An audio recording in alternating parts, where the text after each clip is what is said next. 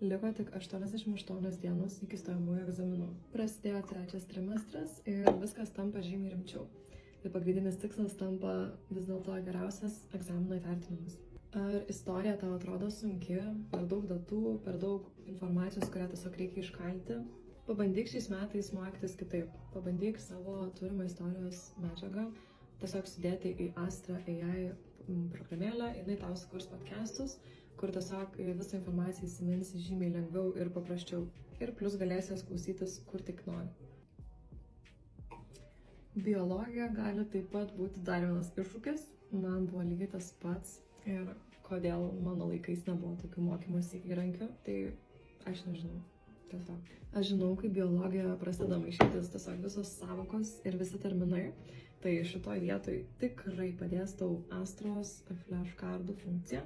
Tai tiesiog viską susidėsi į mokymosi korteles ir bus kartotis viskas žymiai paprasčiau ir tikrai trust me on this one. Kai ruošiesi egzaminam, svarbiausia yra tiesiog nuoseklumas ir viskas tiesiog, kad būtų vietose, kad būtų aišku, kad žinotum, kokie kryptimi eini.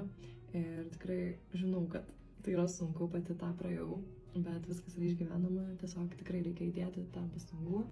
88 dienos. Važiuojam.